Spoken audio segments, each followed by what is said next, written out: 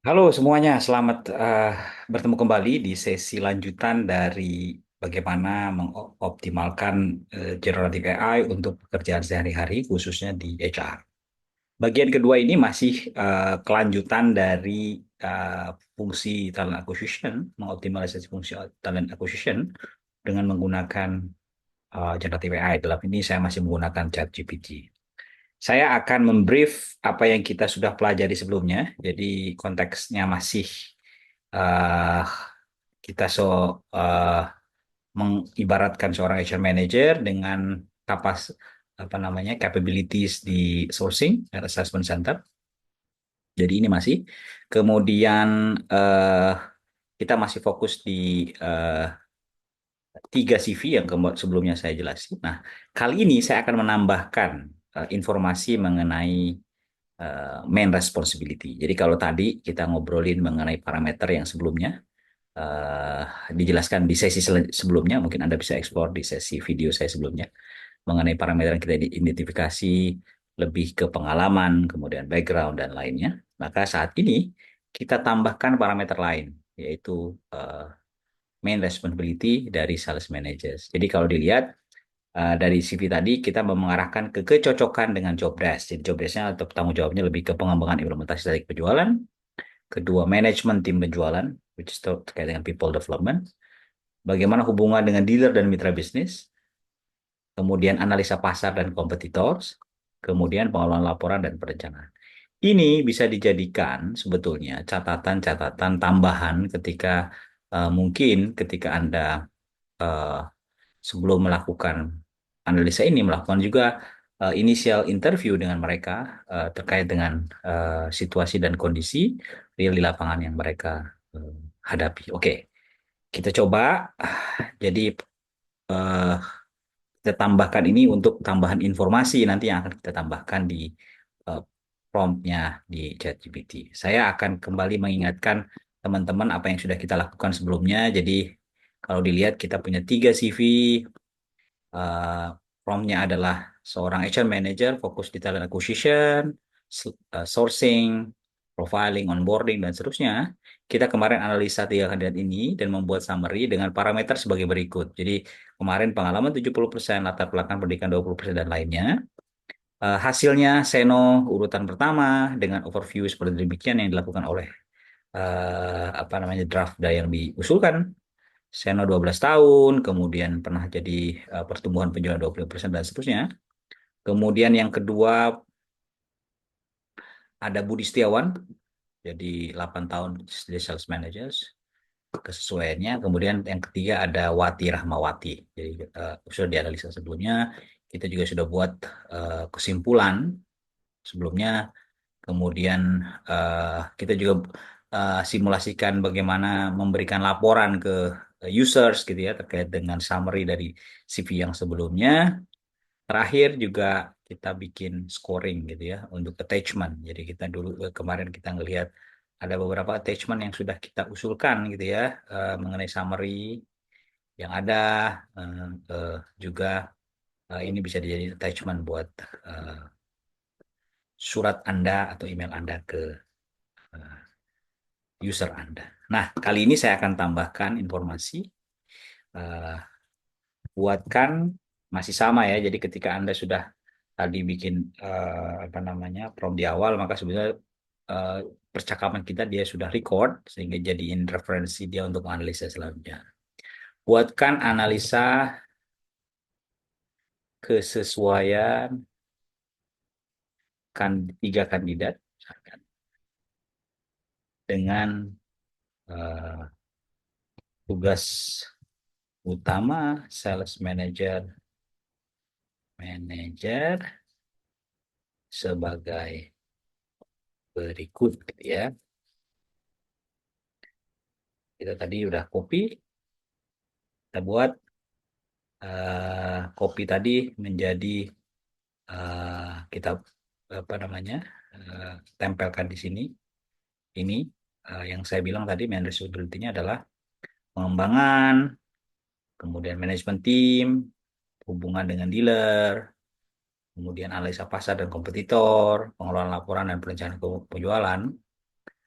Coba kita lihat bagaimana eh, apa namanya kita dibantu untuk usulan kesesuaian dengan main responsibility yang baru saja kita define. Kita lihat satu-satu. Seno itu kesesuaian dengan apa namanya poin-poin demand responsibility adalah sesuai. Kemudian juga mengelola 20 orang penjualan di area timur gitu ya. Kesesuaian sesuai. Jadi dia satu-satu akan menganalisa sesuai dengan main responsibility yang kita define. Nah, dari sini uh, kita bisa lihat kesimpulan dia. Jadi setelah ditambahkan tetap seno adalah kandidat yang masih sesuai dengan tuh utama wisma. Selain tadi yang kita sampaikan ya, sesuai dengan pengalaman gitu ya, relevan di sektor keunggulan utama. Kemudian Budi Setiawan dan seterusnya. Nah, ini juga apa namanya? Menjadi bagian bahwa setelah kita recheck dengan main responsibility, maka dua hal ini uh, dua kesimpulan dengan parameter yang berbeda juga menunjukkan hasil yang konsisten. Coba kita sekarang buatkan laporan detail masing-masing masing-masing kandidat dengan kesesuaian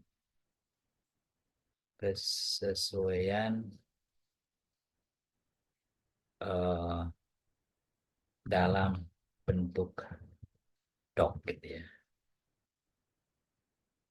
Kita coba eh, ini untuk mempermudah sebetulnya Anda nanti menggunakan dokumen ini sebagai bahan untuk diskusi dengan users, juga mungkin bahan untuk email Anda sebagai bagian dari laporan eh, tim untuk eh, menyajikan usulan ke users gitu ya.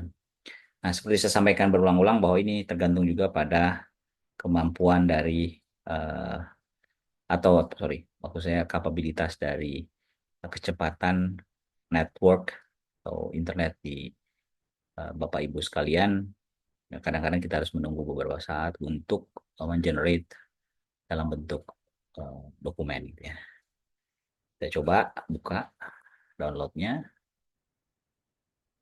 kemudian kita buka. Ini kira-kira detail analisa dari sales management kandidat. Jadi ini bisa dijadikan uh, apa namanya bahan Anda untuk laporan juga terkait dengan bagaimana uh, masing-masing parameter yang kita define itu termasuk evidence yang ada dijadikan referensi gitu ya untuk hari ini.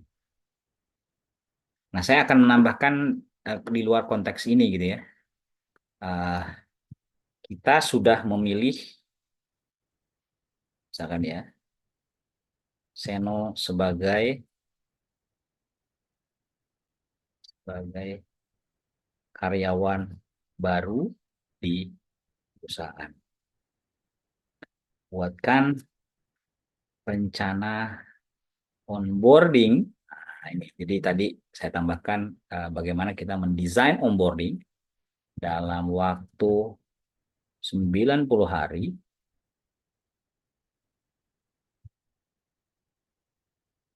dari mulai pengenalan di misalkan pengenalan 1 minggu, kemudian nanti dalam hal ini setelah pengenalan kemudian overview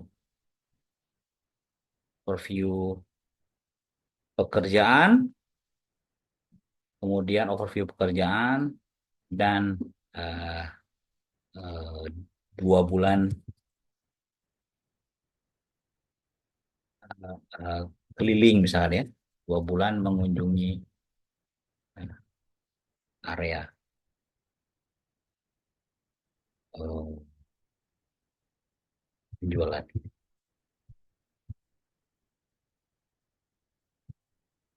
Buatkan dalam bentuk timetable, PIC, dan deskripsi kegiatan. Oke, saya tambahkan ini eh, rencana Seno untuk onboarding 90 hari Seno. Jadi teman-teman semua jangan khawatir, setelah kita masuk juga kita bisa melihat bagaimana kita mendesain Seno untuk kita bisa blended gitu ya di pekerjaannya sekarang.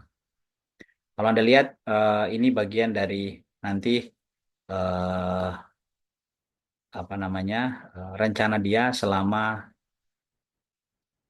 90 hari kita desain untuk bisa sesuai eh, dengan bisa perform baik di organisasi kita. Saya bilang buatkan dokumen dalam bentuk doc. Kita lihat nanti. Coba Anda bayangkan proses yang kita lakukan tadi dari mulai seleksi, parameters, main responsibilities, sampai kita bisa mendesain sebetulnya bagaimana 90 hari eh, kegiatan untuk memastikan bahwa karyawan baru ini bisa perform.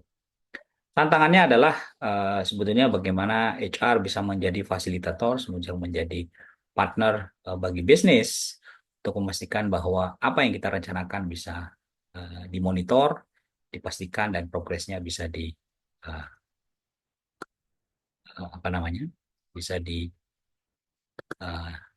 Nah ini kira-kira kalau Bapak Ibu lihat hasil dari apa yang kita perintahkan, apa yang kita assign apa yang diusulkan oleh generatif AI untuk membantu kita.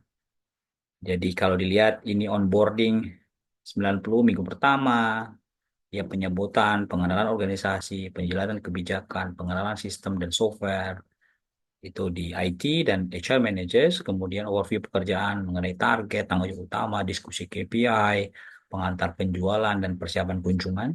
Kemudian itu terkait dengan sales dari HR, kunjungan ke lapangan di minggu keempat ke 8, kemudian evaluasi penyempurnaan strategi juga dengan Seno sendiri. Nah, ini pengenalan masing-masing ini tentunya menjadi bagian dari rencana dia 90 hari untuk dia sukses nanti dan bisa perform di perusahaan yang kita apa namanya yang ditempatin oleh Sony saat ini. Jadi Sony kita hire as a new hire employees. Demikian sharing saya kali ini. Coba Anda bayangkan bahwa generatif AI bisa membantu beberapa hal terkait dengan pekerjaan-pekerjaan HR yang sebelumnya mungkin bisa memakan waktu, sekarang hanya dengan 5 sampai 10 menit kita bisa eh, lakukan. Bahkan dia eh, apa namanya mengusulkan beberapa hal. Contoh kita coba ya, salah satu adalah checklist eh, dari onboarding gitu ya. Dia tawarkan, oke, kita buat onboarding checklist gitu. Kalau Anda sebelumnya belum ada, ini juga dari bagian mendukung bagaimana tim HR ini bisa apa namanya eh, memastikan bahwa onboarding berjalan dengan baik. Anda bayangkan ini checklistnya. Tadi kan kita sudah punya plannya gitu ya, checklist ini yang di checklist yang di apa namanya butuhkan. Ini bagian dari tim Anda untuk bisa memastikan bahwa ini bisa dilakukan dengan baik. Saya pikir demikian objektif kita adalah tadi di awal bagaimana kita eh, dari tiga ini kita hire, kemudian kita pastikan kesesuaiannya dengan main responsibility. Terakhir kita bisa melihat bahwa kita sudah memiliki apa namanya onboarding plan sama kita juga memiliki tadi onboarding checklist gitu ya eh, untuk memastikan bahwa dia jalan. Itu bagian kedua, saya pikir cukup Demikian untuk bagian contoh gitu ya di talent acquisition dengan penggunaan generative AI bisa membantu kita mempercepat pekerjaan, memperbaiki kualitasnya dengan dipastikan bahwa memang diperlukan juga eh, intervensi kita gitu ya, terutama di terkait dengan human touch point yang harus dilakukan ketika kita melakukan onboarding ataupun melakukan proses-proses di talent acquisition. Mudah-mudahan bermanfaat. Uh, Learn, action, and success. TY in the house.